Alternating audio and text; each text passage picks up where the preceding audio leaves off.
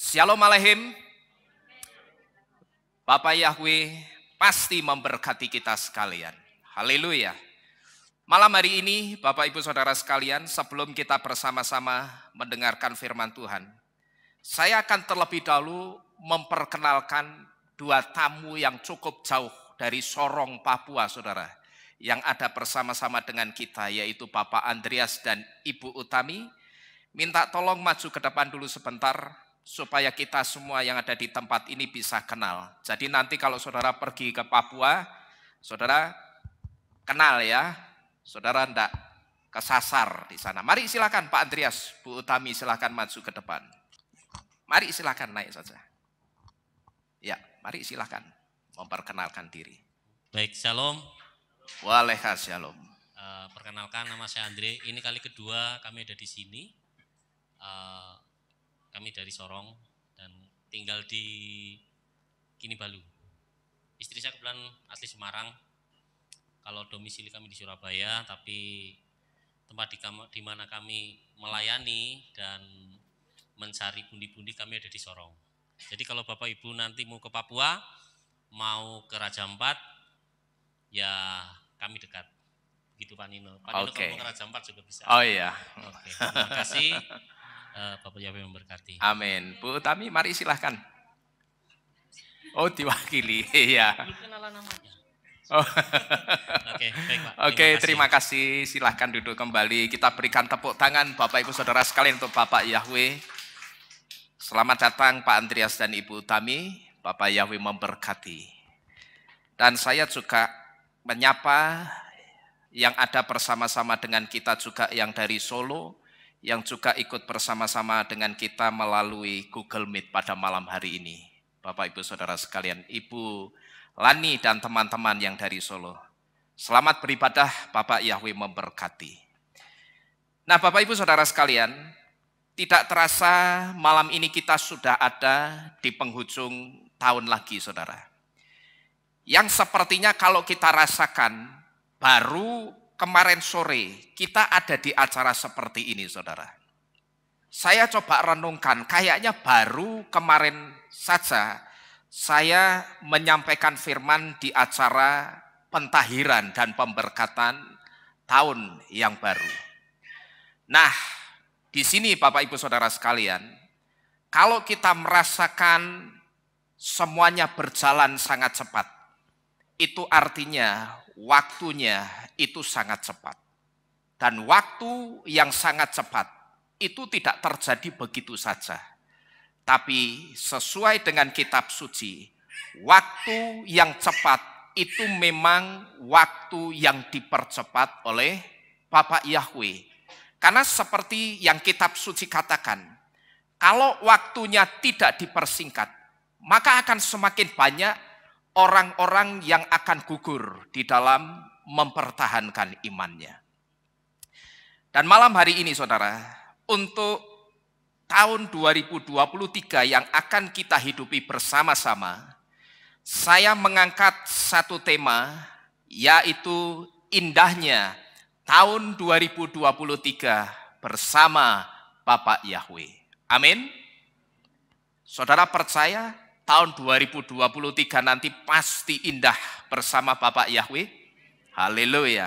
Mari kita bersama-sama membuka kitab suci kita terlebih dahulu di dalam kitab Tehillim atau kitab Mazmur pasal ke-65 ayat yang ke-12 sebagai dasar firman Tuhan yang akan kita dengar pada malam hari ini. Kita baca sama-sama saudara ya. Kita baca dengan suara yang keras dan kita baca jangan hanya keras suaranya tapi kita imani sungguh-sungguh. Apa yang kita baca ini betul-betul akan terjadi di dalam kehidupan kita. Tehillim atau Mazmur 65 ayat yang ke-12. Sudah ketemu semua? Sudah? Mazmur 65 ayat yang ke-12. Sudah ya? Mari kita baca bersama-sama. Alef, Bet, Gimel. Engkau memahkotai tahun dengan kebaikanmu. Jejak-jejakmu bertaburan dengan kelimpahan. Amin. Kita baca sekali lagi, tapi kita perjelas. Setelah kata engkau, saudara tambahkan nama Bapak Yahweh. Jadi kita katakan apa? Engkau Yahweh memahkotai dan seterusnya ya. Kita baca bersama-sama. Alef, Bet, Gimel. Engkau Yahweh memahkotai tahun dengan kebaikanmu. Jejak-jejakmu bertaburan dengan kelimpahan. Amin. Amin. Haleluya. Nah Bapak Ibu Saudara sekalian, tepat jam 6 sore tadi, sebetulnya kita sudah meninggalkan tahun 2022. Dan tepat jam 6 sore tadi, sebetulnya juga kita itu sudah masuk ke tahun 2023, saudara. Karena apa? Karena pergantian hari menurut kitab suci itu bukan jam 12 malam nanti.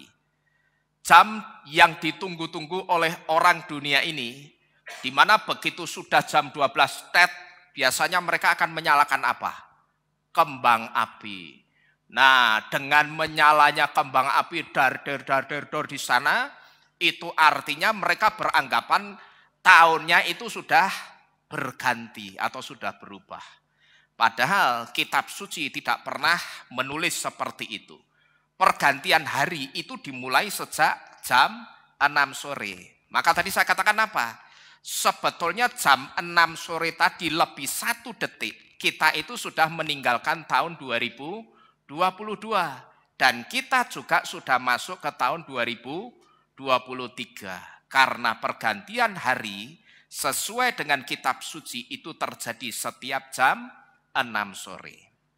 Dan malam ini saudara, kita bersama-sama ada di Kehilat ini dengan satu tujuan yang sama.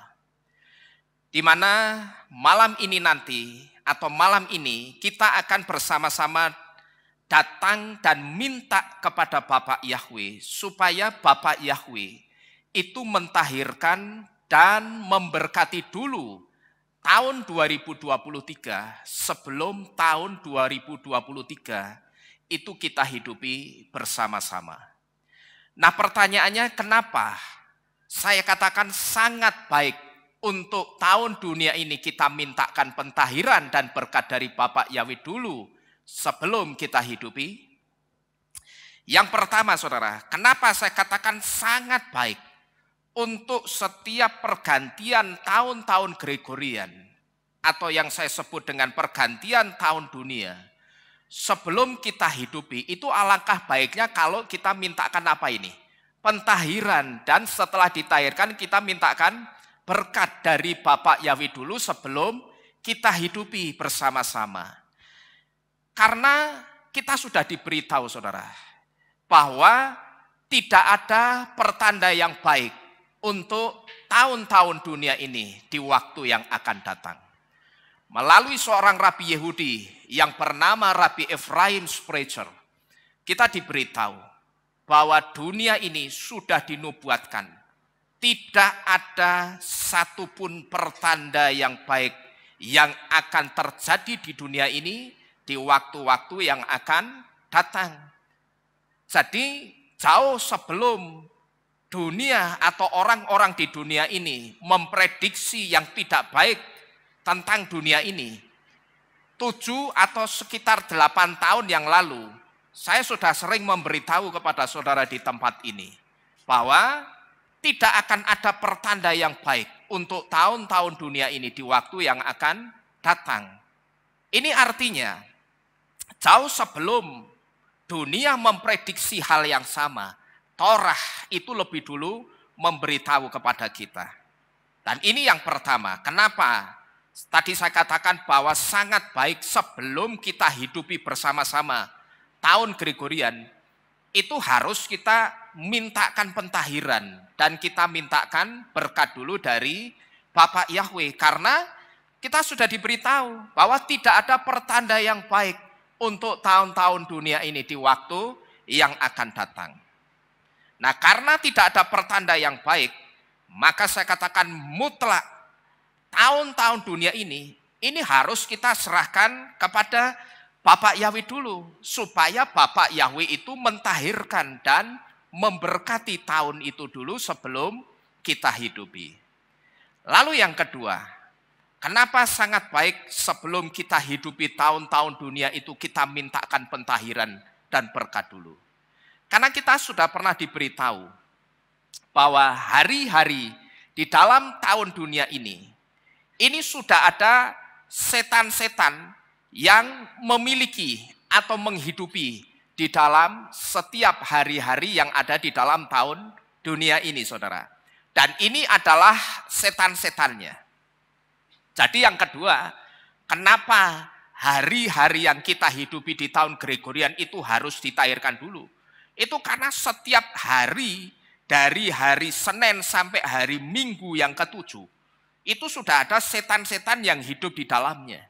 Dan kalau saudara mau ngerti setan-setannya apa, nah ini setan-setannya. Nah ini ya, saya bacakan, saya singgung sedikit di sini.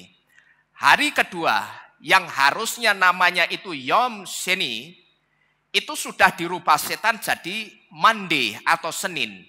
Dan dijadikan hari untuk menyembah setan yang namanya Dewa Bulan. Yang disebut dengan bahasa Latin Dis Lunae. Lalu hari ketiga yang seharusnya Yom Selisi sudah dirubah setan jadi Tuesday atau Selasa. Dan dijadikan hari untuk nyembah setan yang namanya Dewa Tiu, yaitu dewa hukumnya bangsa Teutonik.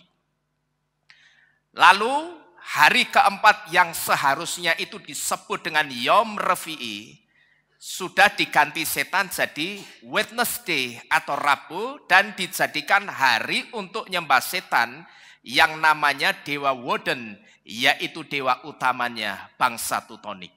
Dari urutan harinya saja ini sudah diacak-acak setan, saudara. Hari pertama itu harusnya Yom Rishon. Rishon itu artinya pertama. Tapi kalau di sini hari pertamanya apa? Senin. Padahal Senin itu yang benar hari keberapa ini? Hari kedua. Tapi justru hari pertama. Maka saya sering memberitahu juga kepada saudara, kalau kita di sini beribadah di hari Rishon, itu kita sedang bukan ibadah di hari Minggu. Sekalipun Rishon di sini jatuhnya hari Minggu. Karena Rishon itu dari Sabtu sore jam 6 sampai Minggu sore jam 6. Tapi secara konsep itu sudah berbeda, saudara, tidak sama. Rishon itu hari pertama, sedangkan Sunday atau Minggu itu hari keberapa? Hari ketujuh. Ya ini ya, Sunday ini hari ketujuh. Lalu hari kelima yang seharusnya Yom Hamisi, jadi hari keempat. Itu sudah diganti setan jadi Thursday. Dan dijadikan hari untuk nyembah setan yang namanya Dewa Thor, yaitu dewa perangnya bangsa Teutonik. Lalu hari keenam, yang seharusnya Yom Sisi, sudah diganti jadi Friday atau Jumat dan dijadikan hari untuk nyembah setan yang namanya Dewi Fria, yaitu dewi cintanya bangsa Teutonik. Nah ini Dewi Fria, maka namanya Friday. Lalu hari ketujuh yang seharusnya Yom Sabat sudah diganti setan jadi Saturday atau Sabtu dan dijadikan hari untuk nyembah setan yang namanya Dewa Saturnus, yaitu dewa pertaniannya bangsa Teutonik. Lalu hari pertama yang harusnya Yom Rishon sudah dirubah setan jadi Sunday dan dijadikan hari untuk menyembah setan yang namanya Dewa Matahari. Demikian pula dengan hari Sabat, saudara.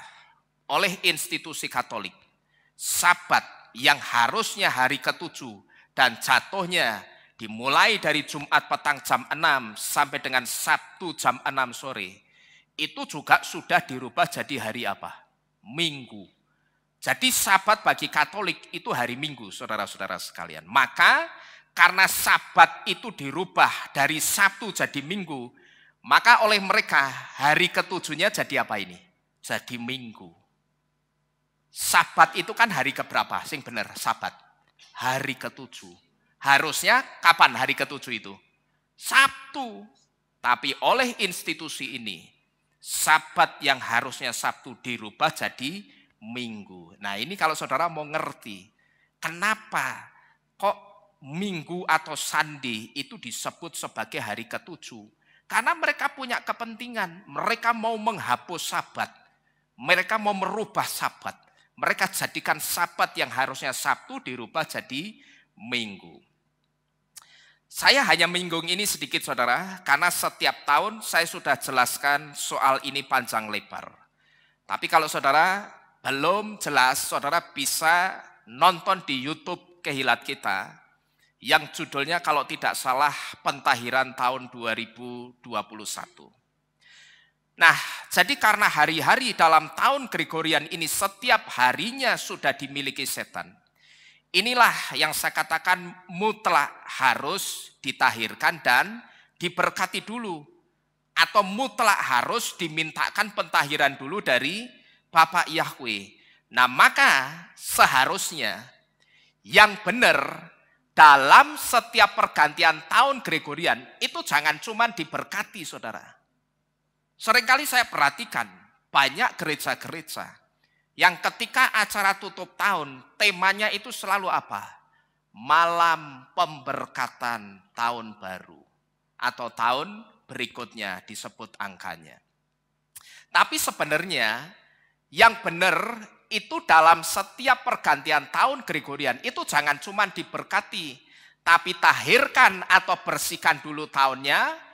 Minta Bapak Yahweh membersihkan dulu tahunnya, baru dimintakan apa ini? Berkat. Ya jadi ditahirkan. Tahir itu artinya apa sih? Bersih gitu loh. Kita minta Bapak Yahweh, Bapak bersihkan atau tahirkan dulu tahunnya, baru dimintakan berkat. Nah kalau cuma diberkati kan berarti belum tahir. Masih kotor. Nah kotornya itu bagaimana maksudnya? Nah ini saudara perhatikan ini. Karena kalau hanya diberkati saja, ibarat kita ngecat mobil yang bodinya karatan seperti ini, kita itu sebetulnya langsung ngecat begitu saja saudara, tanpa menghilangkan karatnya dulu. Dan kalau mobil itu dicat dalam kondisi seperti ini, sebetulnya cat atau dempul itu tidak menempel di bodi mobil, tapi nempelnya di mana? Di atas karat. Dan ketika cat atau dempul itu nempelnya di atas karat, itu tidak akan pernah bisa bertahan lama. Harusnya bodi mobil yang mau dicat itu dikerok, disikat, terus diapa? Diamplas dulu pakai amplas yang paling kasar, yang nomornya paling kecil. Karena amplas itu semakin kecil angkanya, dia semakin kasar. Baru setelah itu didempul dan dicat. Jadi sebelum didempul dan dicat, bodi mobil yang karatan seperti ini ya benar dikerok dulu. Cat aslinya dihabisi dulu sampai kelihatan platnya. Kalau ada karatnya itu dikerok, disikat pakai sikat kawat, baru diamplas kasar itu saudara. Baru didempul dan dicat. Nah kalau kita hanya memberkati tahun Gregorian yang baru dan tidak minta ditahirkan dulu, sebetulnya itu sama saja dengan kita itu sedang ngecat mobil tapi karatnya tidak dihilangkan dulu. Dan ini saudara akan membuat bodi mobil yang sudah dicat itu akan muncul karatnya lagi, akan meruntus-meruntus seperti ini lagi. Saudara mau cat itu sudah sebagus kayak apapun, tapi kalau dasarnya itu masih karatan, maka karatnya itu akan muncul seperti ini lagi.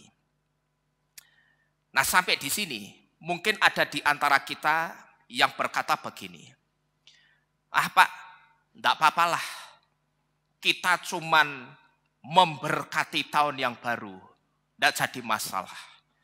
Toh kan berkatnya Bapak Yahweh itu juga ada kuasanya. Nah kalau berkatnya Bapak Yahweh ada kuasanya, kan pasti kuasanya Bapak Yahweh itu juga bisa mentahirkan tahun itu. Saya katakan betul saudara. Berkat Bapak Yahweh itu memang ada kuasanya. Tapi saudara boleh buktikan. Berkat Bapak Yahweh yang kita minta itu tidak akan pernah bertahan sampai lama. Karena apa? Karena pondasi untuk meletakkan berkatnya Bapak Yahweh itu masih kotor. pondasi berkatnya atau dasar untuk melekatkan berkatnya Bapak Yahweh itu masih di atas karat, yaitu di atas intervensinya setan. Kita langsung ngecat bodi mobil yang masih karatan. Saya katakan memang begitu kita cat begitu, itu langsung ketutup karatnya. Ya, kita ada mobil nih ya, misalkan ini mobil. Terus saya cat begitu saja, saya ngerti ini bodinya karatan semua sudah bolong-bolong. Langsung tidak saya apa-apain, saya cat, set begitu. Karatnya ketutup, tidak saya tanya. Ketutup, tapi pertanyaannya, apakah karatnya hilang? Tidak. Hanya ketutup, tapi karatnya masih ada. Orang yang ngerti soal cat mobil, dia akan tahu, saudara. Karena saya ini dulu kan juga tukang cat, saudara. Sekalipun yang saya cat itu dulu bukan mobil, tapi casing handphone. Tapi bahan catnya itu sama seperti yang dipakai orang untuk ngecat mobil, yaitu cat duku.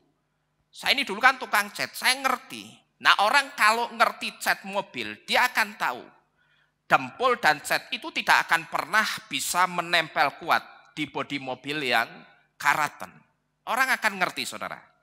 Nah, dengan pentahiran, ibarat ngecat mobil yang bodinya karatan, karatnya itu dikelotok, saudara. Karatnya itu dikelotok dulu, disokroki itu dikelotoki, lalu bodinya itu akan disikat pakai sikat kawat yang tajam, yang panjang-panjang itu. Lalu setelah itu, setelah disikati di apa? Bodi mobilnya yang karatan itu akan diamplas pakai amplas yang paling kasar. Nanti setelah bodi mobil itu diamplas pakai amplas yang paling kasar, nomor yang paling kecil, akan ada dua orang yang siap-siap untuk masuk ke step berikutnya. Setelah bodinya itu diamplas pakai amplas kasar, ada satu orang yang akan ngelap bodi mobil itu pakai thinner. Dilap pakai thinner cepat-cepat, nanti ada satu orang yang sudah siap-siap ngaduk apa? Epoxy surfacer atau epoxy primer. Nah, jadi nanti begitu yang satu tukangnya itu selesai ngelap bodi mobil yang sudah bersih dari karat, langsung yang satu ini siap pakai spray gun, itu akan langsung ditembak bodi mobil yang sudah dibersihkan tadi, ditembak pakai epoxy primer atau epoxy surfacer. Baru nanti setelah itu tukangnya akan mulai dempul. Jadi dempul itu bukan setelah diamplasi, bukan, keliru. Tapi didasari dulu pakai epoksi, baru setelah semuanya ketutup epoksi, maka bodinya itu akan dipilih mana yang tidak rata. Nah, di situ akan didempuli. Setelah didempul, nanti ditutup pakai epoksi primer lagi, setelah itu baru dicat, saudara-saudara sekalian. Jadi penghilangan karat sebelum dicat ini sebetulnya satu simbol atau gambaran dari formula pentahiran dan pemberkatan setiap tahun-tahun dunia yang baru sebelum kita hidupi bersama-sama. Dan pentahiran sebelum pemberkatan atau pentahiran dan pemberkatan dari Bapak Yahweh, saya sebut pentahiran dan pemberkatan atau pentahiran sebelum pemberkatan, itu adalah formula yang baik dan tepat sebelum kita hidupi hari-hari dalam tahun-tahun dunia ini. Supaya apa? Supaya berkatnya Bapak Yahweh yang kita minta itu akan melekat kuat di dalam kehidupan kita. Coba saudara, seperti ilustrasi yang saya sampaikan tadi. Mobilnya karatan langsung saudara cat. Tidak lama, cat itu akan meluntung-meluntung lagi. Akan meruntus-meruntus lagi. Keluar karatnya lagi. Karena apa? Dasarannya, pondasinya itu tidak kuat. Nah, kalau cat itu simbol dari berkat Bapak Yahweh yang kita minta. Kalau kita langsung minta tahun ini Tuhan, sebentar lagi aku mau menghidupi tahun 2023. Lalu kita langsung minta, Bapak Yahweh, berkatilah tahun 2023 sebelum aku hidupi. Ya akan diberkati sama Bapak Yahweh. Tapi saudara boleh buktikan, berkat yang saudara minta itu tidak akan pernah bisa melekat awet lama langgeng di dalam kehidupan kita. Karena apa? Karena dasarnya, pondasinya, hari-hari di dalam kehidupan kita itu belum ditahirkan. Masih ada apa tadi yang menghidupi? Setan-setannya yang masih hidup di hari Senin sampai hari Minggu. Masih ada setan-setannya yang ikut-ikutan intervensi di dalam kehidupan kita. Dengan kata lain, berkat kita itu bisa dimakan setan. Gitu loh. Karena setannya masih ada enggak tadi? Masih ada. Karena kita apa? Lupa minta Bapak Yahweh supaya ditahirkan dulu. Tapi kita langsung minta diberkati. Ya Tuhan kasih berkat. Bapak Yahweh akan kasih berkat.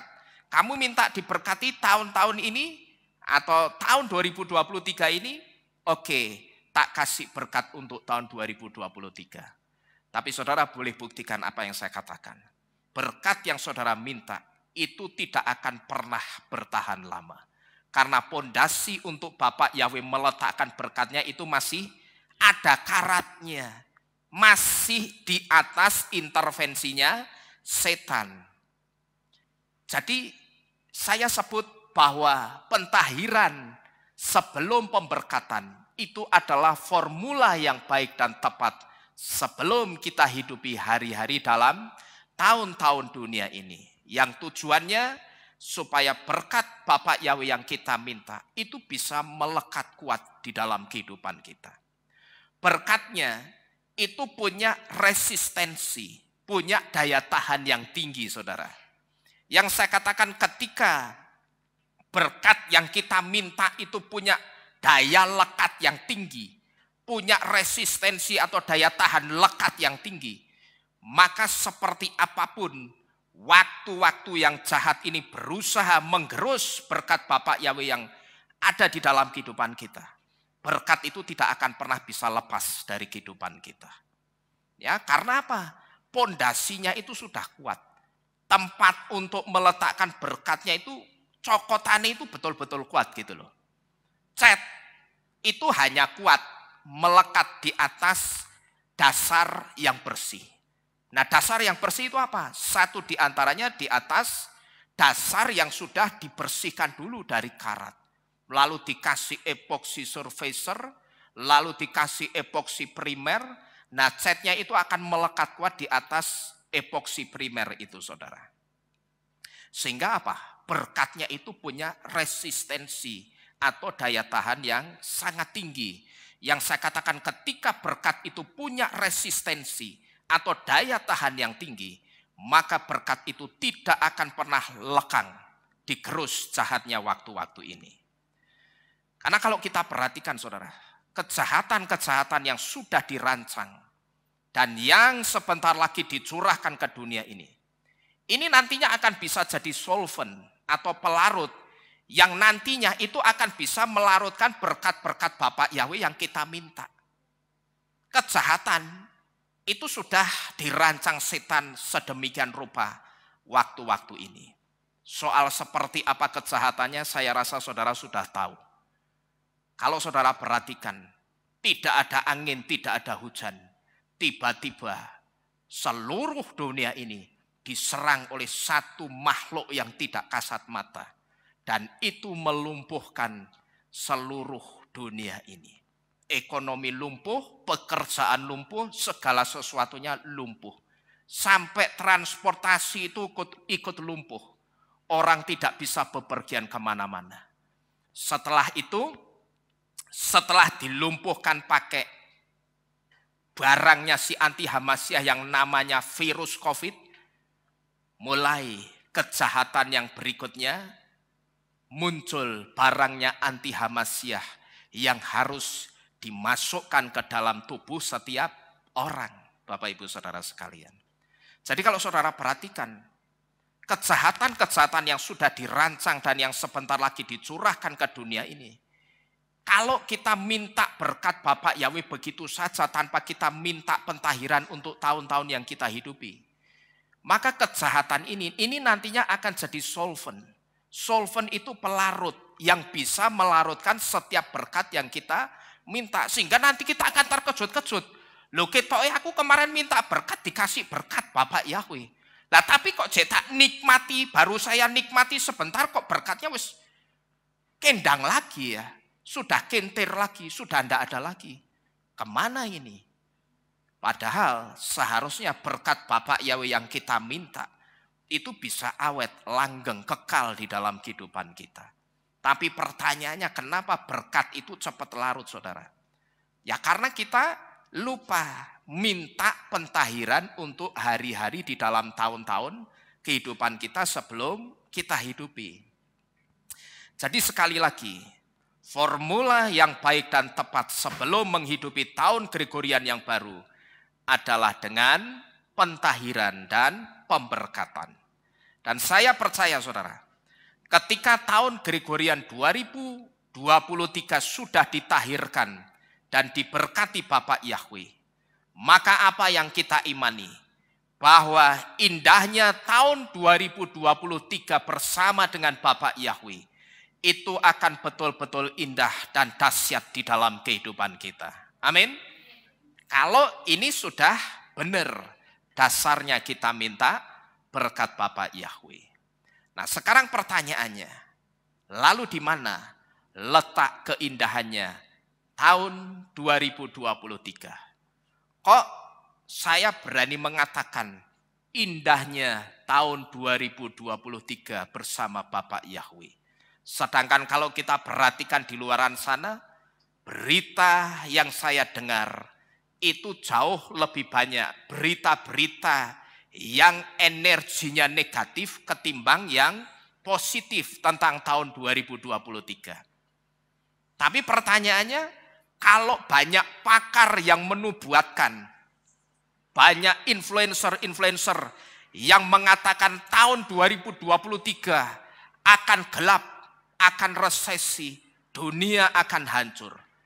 Tapi kenapa kok saya berani mengatakan indahnya tahun 2023 bersama Bapak Yahweh? Atau dengan kata lain, saya percaya tahun 2023 buat kita pasti indah bersama Bapak Yahweh. Amin. Cuman pertanyaannya, di mana letak keindahannya? Nah, sebelum kita lihat keindahan tahun 2023, kita akan lihat dulu apa yang dikatakan orang tentang tahun 2023, saudara. Kalau saudara melihat di internet atau saudara melihat di YouTube, kita akan melihat banyak pandangan dan prediksi orang tentang tahun 2023.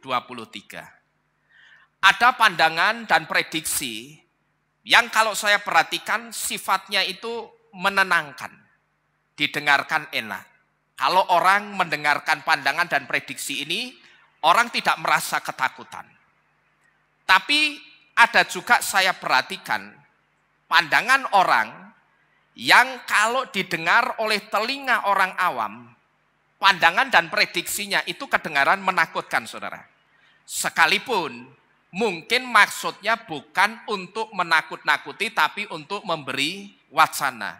Tapi kalau telinga orang awam mendengar ini, jangankan mendengar, baru nonton judulnya, thumbnailnya, wah kok ngeri banget ya tahun 2023. Nah, yang kedengaran menenangkan, kira-kira seperti ini saudara, pandangannya. Ya, satu prediksi yang dikatakan 2023 semua orang Indonesia bisa kaya mendadak. Tahunnya berapa ini?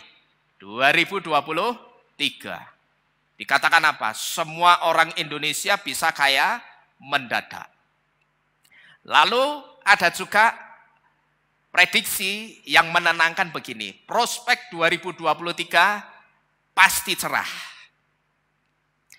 Nah saya yakin saudara, semua orang pasti suka dengan prediksi yang seperti ini. Nah ini yang saya sebut dengan pandangan dan prediksi yang menenangkan. Lalu ada juga yang bagi orang awam itu akan terdengar menakutkan. Dan kira-kira prediksinya dikatakan seperti ini. 2023 gelap. Di sini dikatakan apa? 2023 menuju kehancuran dunia. Lalu ada lagi pandangan orang yang katanya dewa langit. Dia ngomong apa? Tentang resesi bencana di tahun 2023. Lalu di sini juga dikatakan tahun 2023 Nusantara menyeramkan. Jadi ini beberapa pandangan dan prediksi orang tentang tahun 2023. Tetapi di sini Bapak Ibu Saudara sekalian, saya ingin memberitahu bahwa kita tidak perlu takut dengan prediksi-prediksi yang terdengar menakutkan. Ya, sekali lagi, kita tidak perlu takut dengan prediksi-prediksi orang yang kedengaran itu menakutkan, saudara, seperti ini.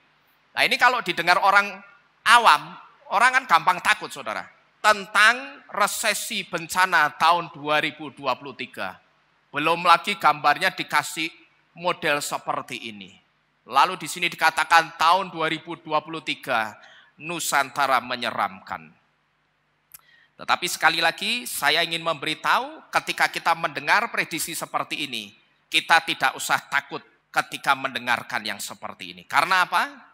Karena hidup kita itu tidak pernah berjalan di atas rel tahun Gregorian atau tahun dunia ini. Hidup saudara dan saya itu tidak berjalan di atas relnya tahun Gregorian. Tapi hidup kita itu berjalan di dalam tahun-tahun yang sudah dimahkotai Bapa Yahweh dengan kebaikannya. Amin. Maka di ayat yang pertama tadi kita membaca apa? Engkau Yahweh memahkotai apa? Tahun dengan kebaikanmu. Bagi kita yang beriman kepada Bapa Yahweh, sekalipun secara fisik sekarang kita hidup di tahun Gregorian, tapi asal saudara tahu, hidup kita itu tidak berjalan di atas relnya tahun Gregorian yang kita imani. Artinya kita tidak mengimani bahwa apa yang terjadi di tahun Gregorian itu juga akan terjadi di dalam kehidupanku. Saudara mau mengimani yang seperti itu? Oh, kalau saya tidak mau. Nah sekarang kalau saudara mau, nah saudara harus mau menerima ini. Ya kan? Wong tahun Gregorian 2023 itu dikatakan akan apa ini? Gelap. Maka saya katakan hidup kita itu tidak pernah berjalan di atas relnya tahun Gregorian. Tapi hidup kita itu selalu berjalan di tahun-tahun yang sudah dimahkotai Bapa Yahweh dengan kebaikannya. Dan melalui tahun Ibrani 5783, di mana tahun 2023 itu adalah bagian dari tahun Ibrani 5783. Kita akan melihat keindahannya bersama-sama. Tahun 2023 masuk dalam tahun Ibrani 5783 atau yang disebut dengan tahun Pegimel. Dan tahun Ibrani 5783 ditulis dengan huruf Ibrani seperti ini.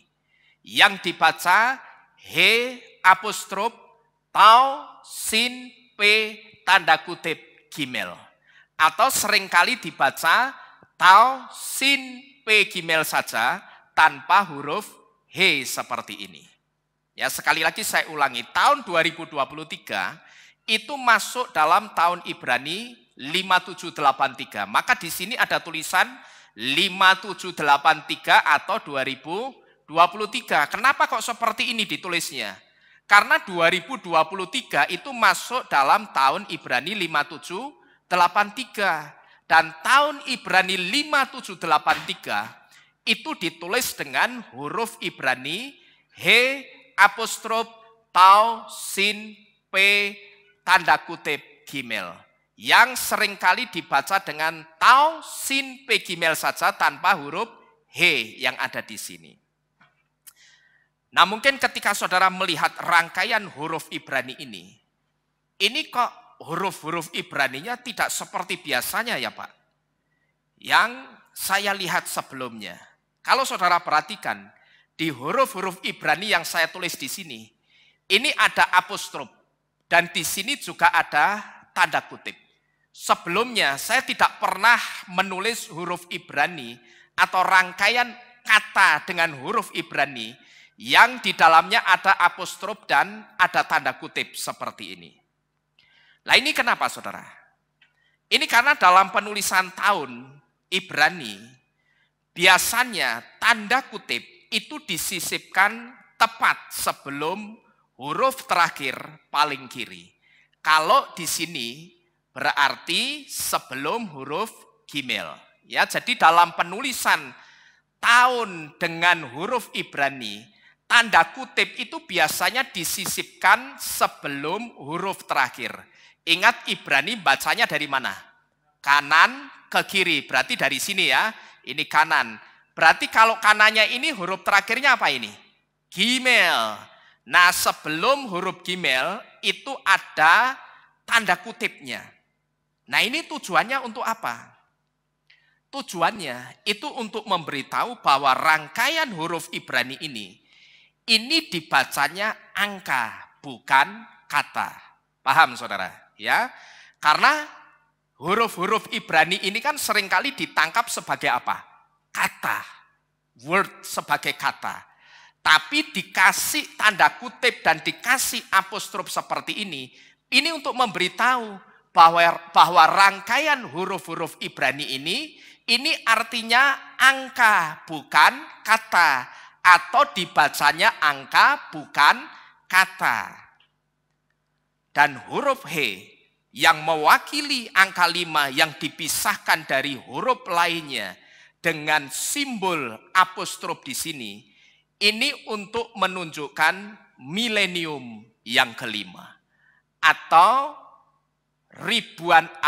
seribu tahun yang kelima. Maka ini dibacanya berapa? 5.783. Ini 5 berapa tadi? 5.000. Ini 5-nya ini terkadang tidak dibaca. Yang dibaca hanya ini 783, atau dalam huruf Ibrani itu ditulis dengan Tau Sin Pe Gimel. Tau Sin Pe Gimel. Nah ini Tau Sin itu untuk apa? Tau Sin itu untuk angka 700. Angka 700 itu ditulis dengan huruf Tau dan Sin. Tau itu 400, Sin 300 dijumlah jadi 700.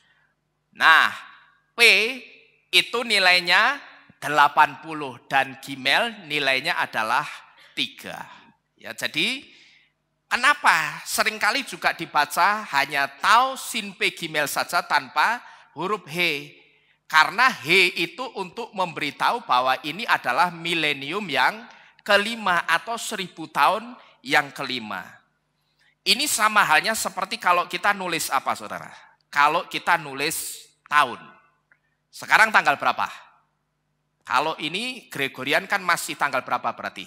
31 Desember 2022. Nah biasanya kita kalau nulis 31 Desember 2022 bagaimana? 31 garis miring 12 artinya bulan Desember, apostrof 22.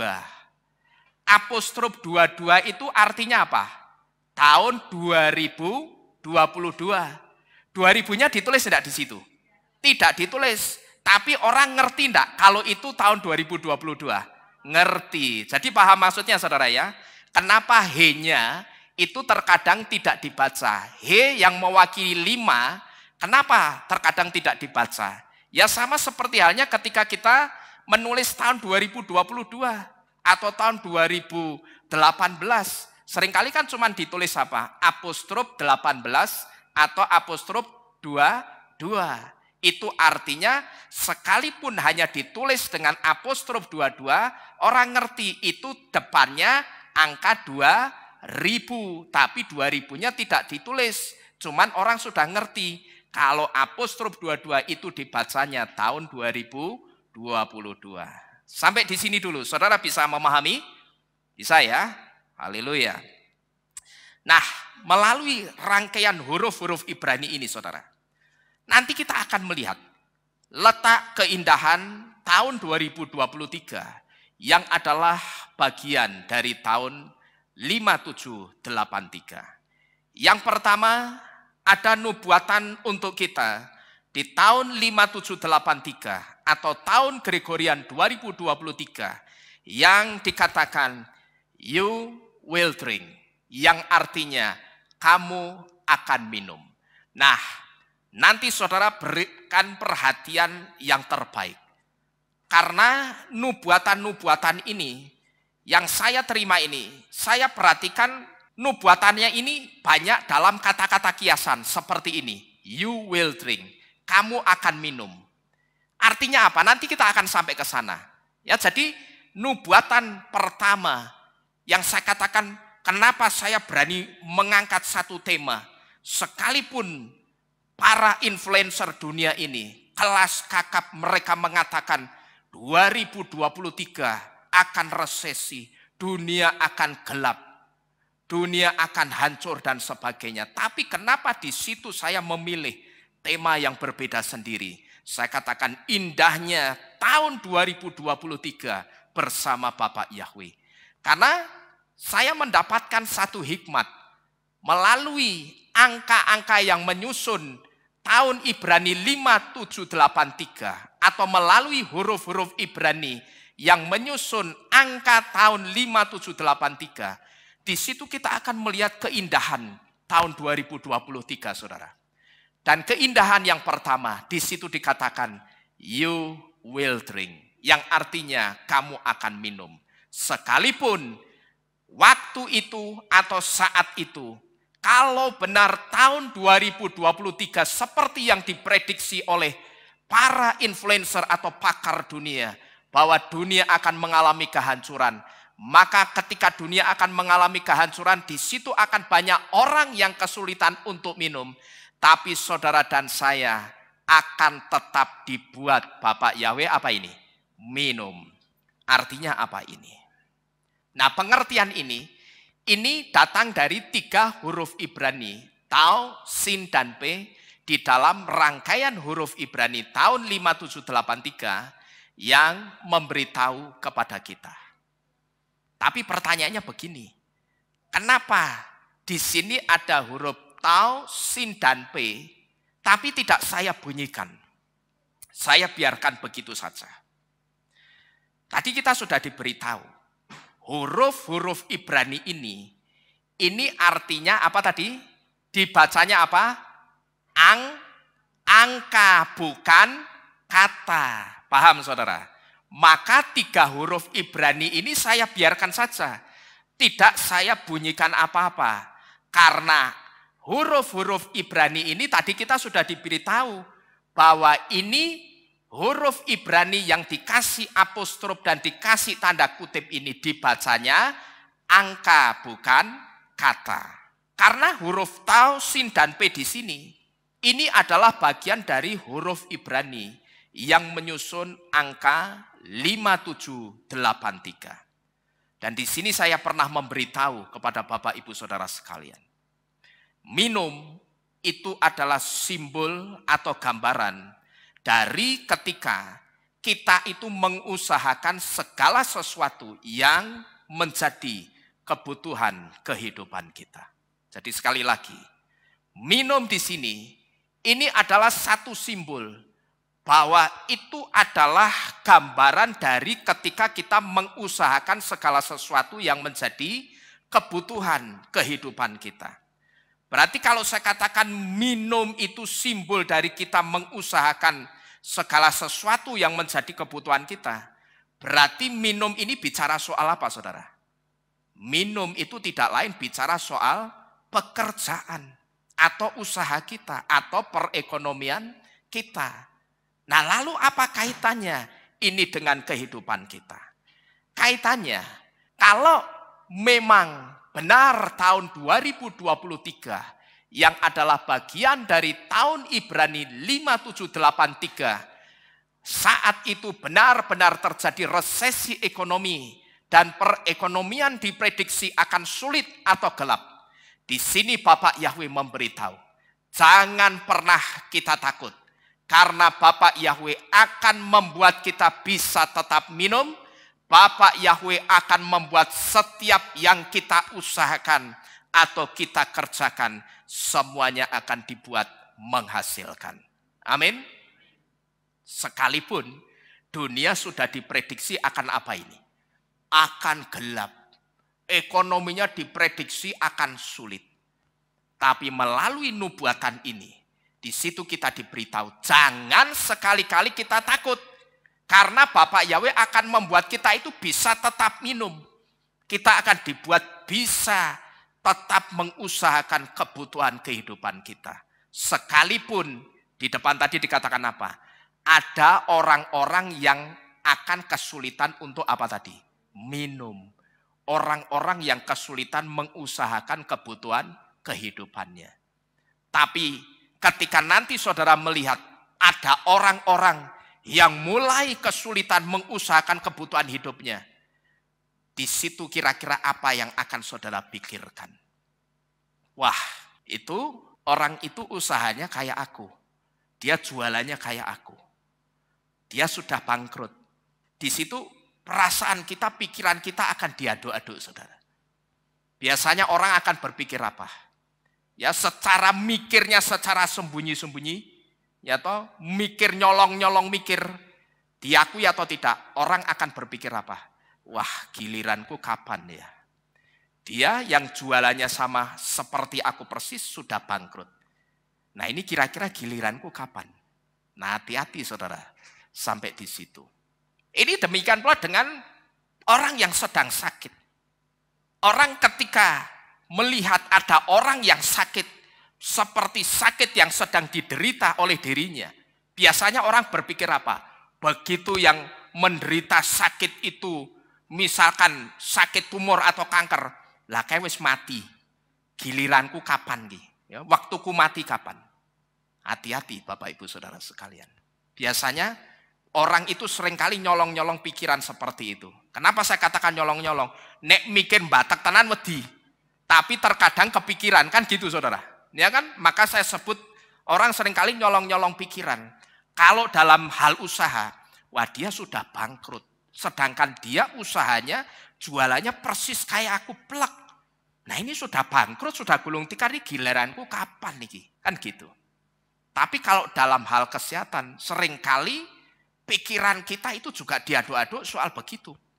Begitu melihat ada orang sakit yang sakitnya sama seperti orang itu, dan yang sakit itu sudah duluan mati, orang kemudian berpikir apa? Wah, lorone podo aku, lagi giliranku mati kapan?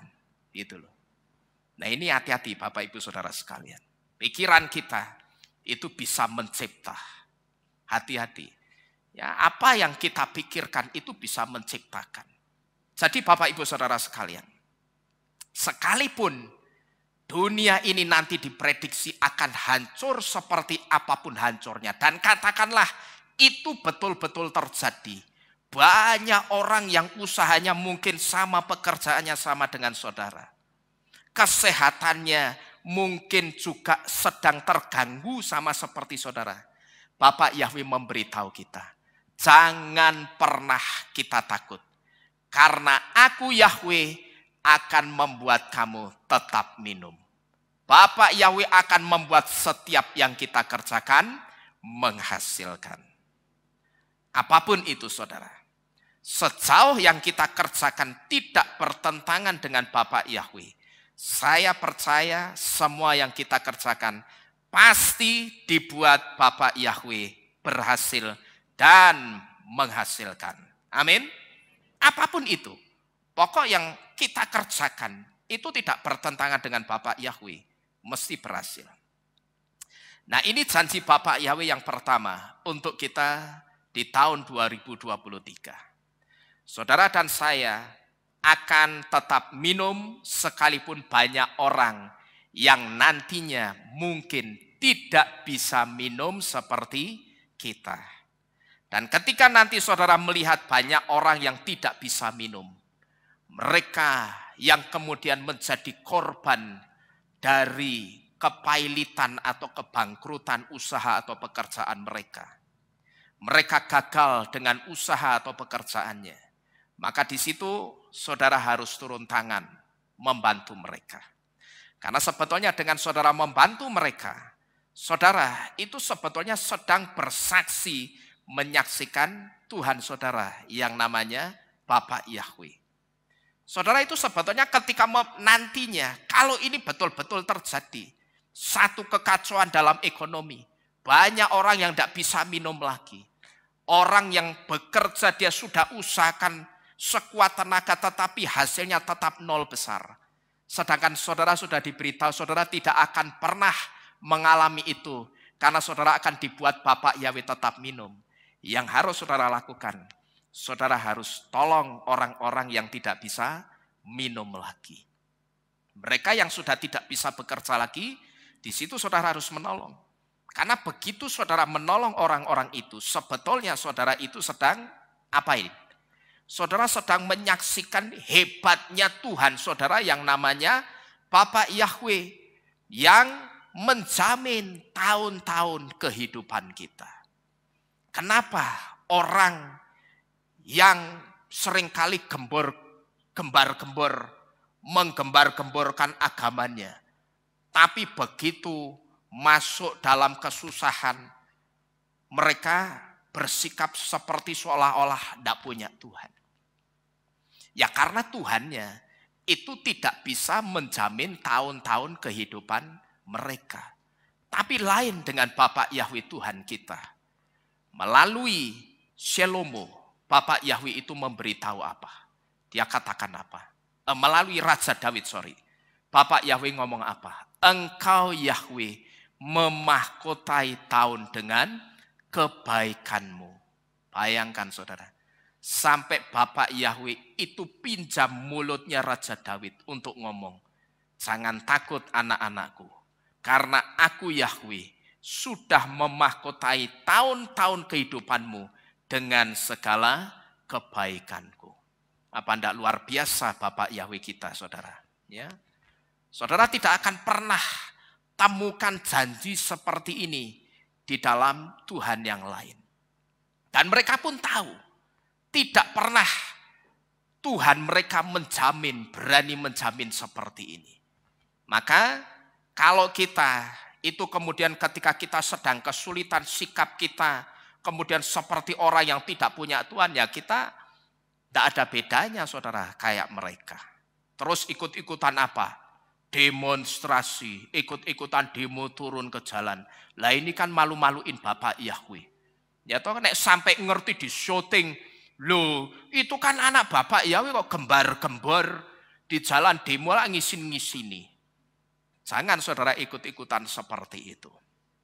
Ya jadi di sini kita juga punya pesan dari Bapak Yahweh. Ketika nanti saudara sukses, saudara dibuat Bapak Yahweh bisa tetap minum, dan di sekeliling saudara itu ada orang-orang yang tidak bisa minum atau tidak bisa bekerja lagi. Saudara harus membantu. Karena di situ dengan saudara membantu itu artinya saudara sedang menunjukkan, menyaksikan hebatnya Bapak Yahweh Tuhan kita yang menjamin kehidupan saudara dan saya. Ini yang pertama. Kemudian yang kedua, yang akan Bapak Yahweh lakukan juga untuk kita di tahun 2023, yaitu you will sip, atau yang artinya kamu akan meresap. Dan meresap di sini ini bicara tentang diselamatkan. Yang kedua, kenapa saya berani mengatakan tahun 2023 itu pasti indah? Karena di sini ada satu nubuatan yang dikatakan you will sip. Sekalipun banyak orang akan berjatuhan di sekelilingmu, kamu akan meresap sekalipun banyak orang akan berjatuhan di sekelilingmu. 4 huruf Ibrani, yaitu huruf Tau, Sin, P, dan Gimel di dalam rangkaian huruf Ibrani tahun 5783 ini memberitahu kita nubuatan ini. Mari kita bersama-sama membuka kitab suci kita di dalam kitab Tehilim atau kitab Mazmur pasal ke-91 ayat yang ke-7. Kitab Tehilim atau kitab Mazmur pasal ke-91 ayat yang ke-7. Kita baca bersama-sama saudara. Ya, kita baca dengan iman. Sudah ketemu semua? Tehillim Mazmur 91 ayat yang ke-7. Kita baca, Alef, Bet, Gimel. 1000 orang akan rebah di sisimu dan 10.000 di sebelah kananmu. Tetapi itu tidak akan mendekat kepadamu. Amin. Meresap itu artinya masuk ke dalam celah-celah. Dan ketika kita dikatakan kita akan meresap, ini artinya kita akan diselamatkan oleh Bapa Yahweh. Diselamatkan dari apa, saudara? Kalau benar 2023 itu terjadi kehancuran dalam berbagai sektor di dunia ini. Kalau memang terjadi kondisi dunia ini betul-betul seperti yang diramalkan atau diprediksi, di mana kehancuran ekonomi dan bisnis itu akan dimulai dari tahun 2023. Dan di situ betul-betul terjadi banyak orang dan bisnis yang akan berjatuhan. Di sini saudara, melalui nubuatan angka tahun 5783 dan melalui kitab Tehillim pasal 91 ayat yang ke-7, kembali kita diberitahu, tetap jangan pernah kita takut. Ya, jangan sekali-kali kita takut. Karena sudah diberitahu apa? Sekalipun 1000 orang itu rebah di sisi kananmu, 10.000 di sisi kirimu, itu tidak akan pernah menimpa engkau. Sekalipun 1000 bahkan 10.000 orang dengan apa yang menjadi usaha atau pekerjaan mereka itu berjatuhan, mereka bangkrut, mereka gulung tikar. Saat itu saudara, perhatikan baik-baik. Akan ada satu tangan yang perkasa, yaitu tangan Bapa Yahweh yang akan menyerap saudara dan saya dan membawa kita masuk dalam keselamatannya. Perhatikan ini baik-baik. Ketika mereka mulai berjatuhan satu persatu, yang disebutkan kitab suci, 1000 itu rebah di sebelah kananmu, yang 10.000 di sisi kirimu. Ketika mereka nantinya akan berjatuhan dengan usaha mereka yang sama persis seperti saudara, mereka bangkrut gulung tikar satu persatu. Ingatlah, perhatikan baik-baik. Saat itu akan ada satu tangan yang perkasa yang akan menyerap dan memegang kehidupan saudara dan saya. Yaitu tangan Bapa Yahweh yang akan menyelamatkan saudara dan saya. Dan janji Bapa Yahweh ini bisa kita lihat melalui 4 huruf Ibrani yang ada di angka tahun 5783 ini. Kemudian yang ketiga saudara, setelah kita dibuat tetap minum dan diselamatkan dari kehancuran, yang artinya ketika dunia betul-betul mengalami resesi dan kehancuran yang hebat, kalau memang itu betul-betul terjadi, tapi itu tidak berimbas kepada kita, kira-kira apa yang akan Bapak Yahweh lakukan lagi di dalam kehidupan kita?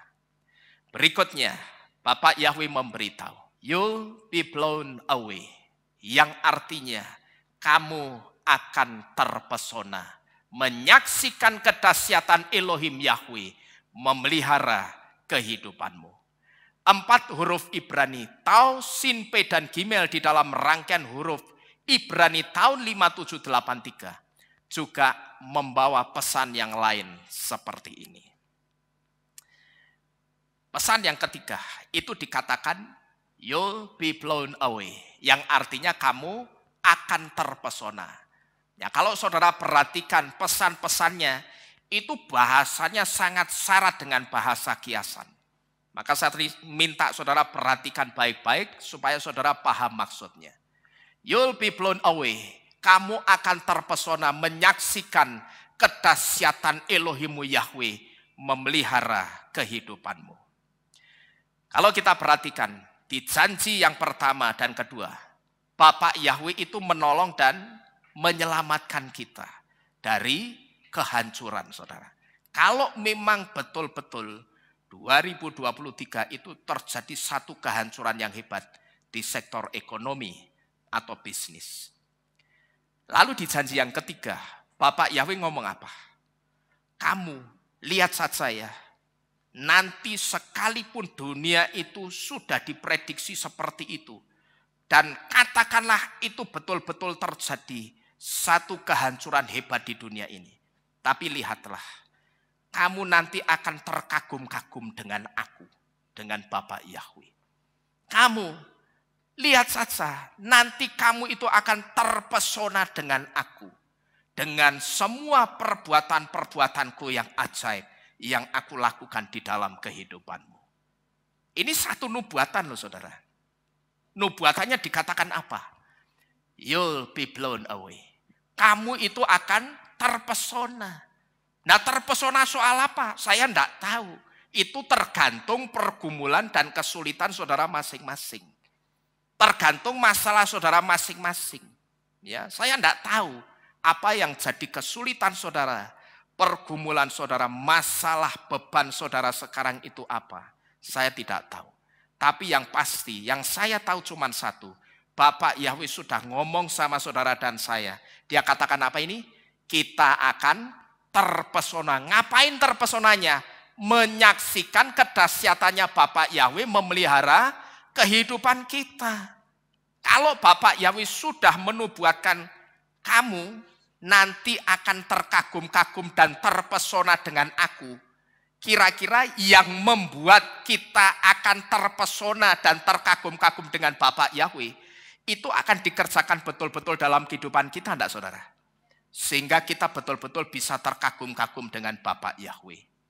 Yang saya bahasakan apa? Yang pada saat kita sedang dalam satu pergumulan yang berat, seringkali pikiran manusia kita berkata apa? Apa bisa ya aku menyelesaikan pergumulanku yang sangat berat ini? Tapi kalau Bapak Yahweh sudah ngomong, kamu akan terpesona. Itu sebetulnya kita sedang berpikir apa? Kok bisa ya pergumulanku yang sangat berat dan tidak mungkin terselesaikan dengan cara manusia. Tapi kenyataannya selesai juga sekarang. Paham saudara?